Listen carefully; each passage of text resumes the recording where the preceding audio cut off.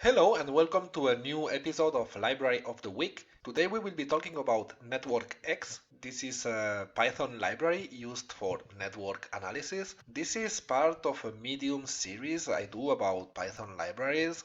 I try to make them weekly, and you can find in the description of the video a link to the Medium article. The main reason to use NetworkX is that this is probably the oldest and a very reliable library for network analysis. NetworkX comes with a lot of different algorithms that help you do analysis about the shortest path between two nodes, to group nodes in communities, stuff like that. Everything you can imagine about network analysis can be performed with NetworkX.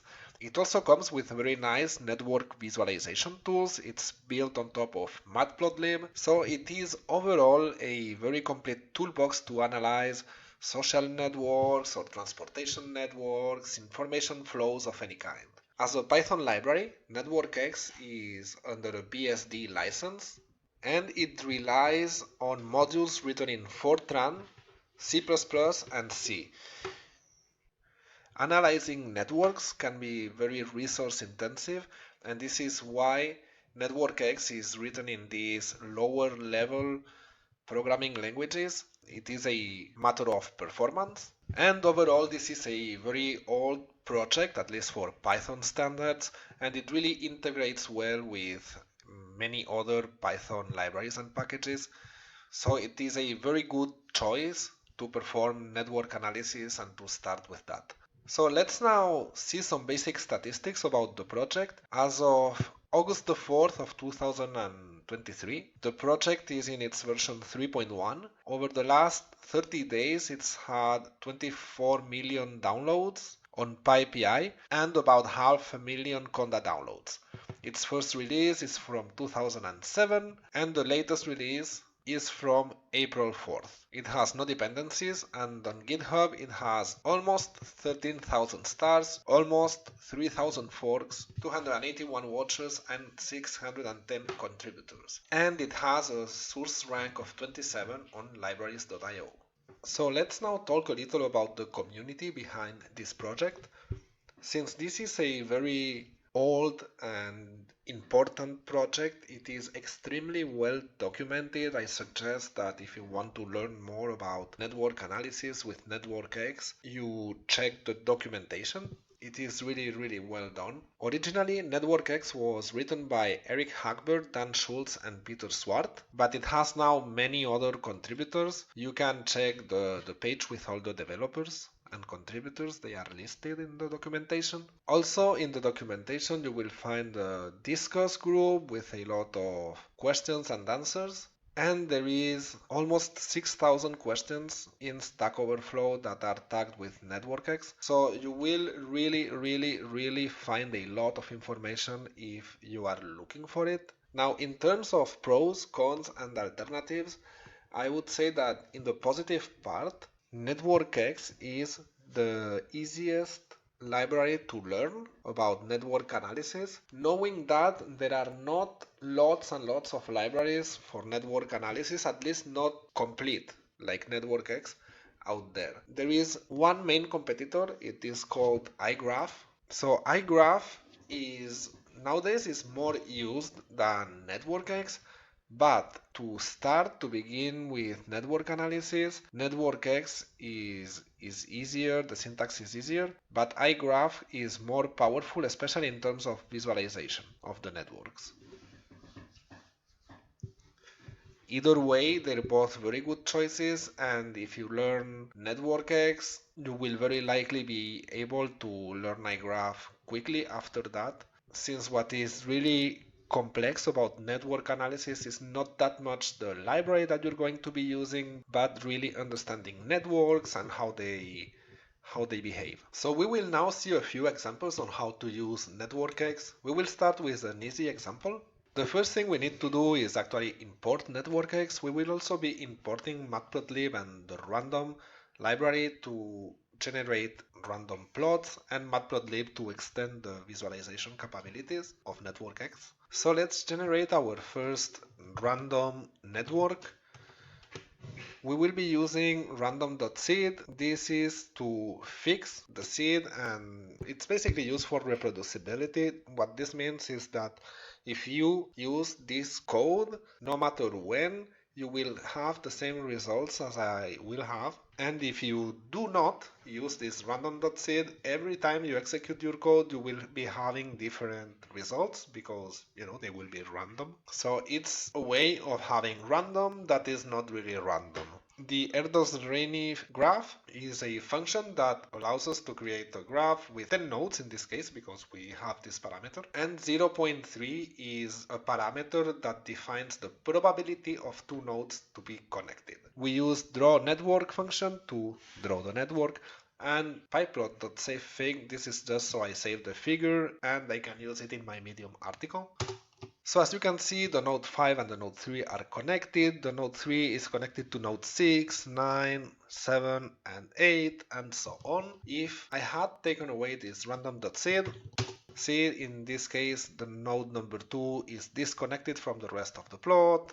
If I do it again, we have now a plot which is different basically than the two ones we had before. And if I re-put my random seed on place, my node 5 is again connected with node 3, and this is exactly the same graph we had at the beginning. Now you might think this is not the same graph, it was different before, and if I re-execute it, you will see it is different again. Well, what is different is the shape. It is matplotlib drawing it differently, but you see, node number 5 is still connected with node number 3, and it's basically the same graph, but represented in a different way, because this is what is still random, is the representation of the graph by matplotlib. Now we can use some very basic functions. Let's start with the first ones. Number of nodes is a function that tells us the number of nodes, and number of edges tells us the number of edges. So we have 10 nodes, which is not surprising because this is what we defined in our Erdos-Renyi graph function.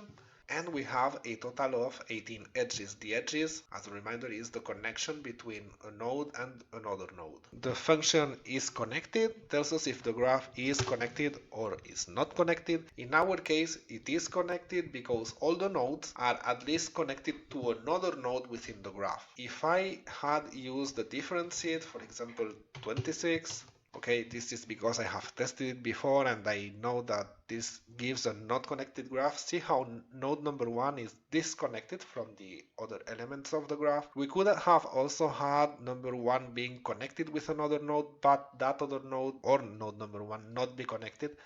If we had had two different graphs with a separation between them, this would be a not connected graph. So now if I run this, is connected tells me it is not connected. So let's come back to our seed 32 to have the same graph as we had before. And this is a connected graph. Another thing we can easily check is the degree. So the degree is the amount of connections that the node has with other nodes within the graph. So for example, the node number 5, as we can see, has a degree of 1, or should have a degree of 1. We're going to see this in a second. And the node number 7 should have a degree of 1, 2, 3, and 4. And we can also calculate the average degree. So we do this by doing the sum of the degree, of the values of the degree, because this is stored as a dictionary where we have the name of the node or the ID of the node and associated with its values divided by the number of the nodes. So as we said, node 5 has a degree of 1, node 7 has a degree of 4, and the average degree for this graph is 3.6. Another quick function that we can use is the diameter function. So our graph has a diameter of 3. The diameter of a graph is the longest, shortest path between two nodes within the graph. Now you have to keep in mind that if the graph is not connected, then the diameter is basically infinite, and this is because there is no shorter path at all, at least between two of the nodes of the graph, because it is not connected. If we test it with the value of 26 that we had before, where we have one not being connected, we have an error because our path is infinite. Oh, and by the way, this is connected worked in this case because I have it defined here with the values of the seed of 32. So let's put our 32 again and let's run this. And just to finish, we will see a very useful function that is the shortest path function. So this function tells us the shortest path, as it indicates, between a source node and the target node. In this case, if we go from node number 0 to node number 5, our shortest path is it always starts and ends at the node that you defined. So we start in 0, we have to transit through 7, then 3, and end in 5. There may be situations where there is more than one shortest path between two nodes, which means that two paths have the same length and they're both the shortest. In this case, it will randomly select one of them. So we have now seen a few easy examples of what we can do with NetworkX. Let's now see a more complex example. In this example, we are going to use a different function, GNM random graph, to create a random graph, as the name implies, with 50 nodes and 100 edges. The 100 edges will be randomly distributed between the nodes, so one node can have one connection with another node, or 5 connections with 5 different other nodes, or no connections at all, etc. And we will be assigning to these nodes some attributes. We will consider that this graph will represent a network of people, so the attributes for the nodes will be things like the name, the age, or the gender of the persons implicated in our network. And we can also add attributes to the relationships between the people, in this case, between the nodes of the network. We usually call it weight, and this indicates the strength of the relation between two people. So imagine that your network is a social network, and the relation between people is how often, how many messages they send to each other. This could be a number. On average, two people send 3 or 5 or 10 messages per day to each other, and that is stronger than two people only communicating once, or maybe less than once on average per day. So this could be the weight between two nodes in the graph. Another example could be in a geographically defined network. The distance between two elements, the shortest the distance, the stronger the relationship between them, and so on. Weight is really anything you can imagine that defines the strength of the relationship between two elements or between two nodes in your network. So now that we have defined this network, we can do a graphical representation of it. So here I have the code to represent the graph. I'm not going to give all the detail of this code. You can find it again in the Medium article. There is a lot of matplotlib involved to create the legend, for example, that you see here in the top right. We used the gender attributes to give different colors to the nodes, depending on if it is a male or a female. We added a title, we took off the axis. All this is basically matplotlib and not too much NetworkX, but as you can see, using NetworkX with matplotlib together, you can make very nice visuals. We see that in our network, person 31, for example, is disconnected from the other elements. So this means our graph is not connected. So the functions that are from NetworkX are the spring layout function. So the spring layout function is basically an algorithm that automatically draws the graph for us. There is a few of them. I suggest that you check the documentation for more information. And then we have the draw NetworkX nodes and draw NetworkX edges. These are NetworkX functions that draw with matplotlib, but it's NetworkX functions that use matplotlib to draw the nodes and the edges. We can also draw the labels of the edges. So you can see person 37 is connected to person 13, and 6 is the label of the edge. 6 is the random number that was assigned before to this is the weight actually of the relationship between person 37 and person 13. So we use the draw NetworkX edge labels to draw it, and we use the get edge attributes to generate the edge labels that we pass as an argument to the draw NetworkX edge labels function. We basically do the same for the node labels. In this case, the label of the nodes will be the name of the person. So person 13 is the name of the person, and person 37 is the name of the person 2. They're different people, one of each node. They're both males in this case, and the rest is basically matplotlib as we saw before. And now we can perform some more complex algorithms. The two we will be seeing now are degree centrality and betweenness centrality. Let's see what they do. The degree centrality is the fraction of nodes that a certain node is connected to. So the higher the value, the more connected a node is. In our case, it's person 18 with a total of 8 connections. That is the most connected node of our graph. And the betweenness centrality is the measure of a node's importance in a network, and this is based on the participation of that node in all the other shortest paths between other nodes. So if that node is often in the shortest path of all the other nodes of the network, this will be our most important node for our graph, because it is a node that has high connectivity between the other elements, the other nodes of the graph. And the last algorithm that we will be seeing is the greedy modularity communities. This algorithm finds communities based on modularity.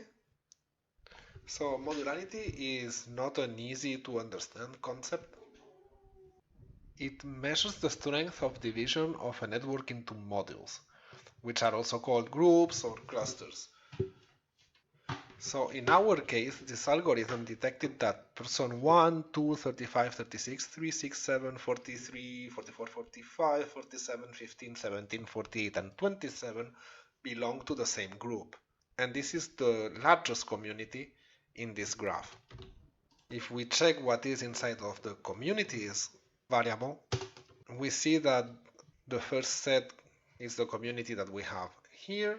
We see the smallest community is the node number 30, which corresponds to person 31, which is the isolated, lonely person here.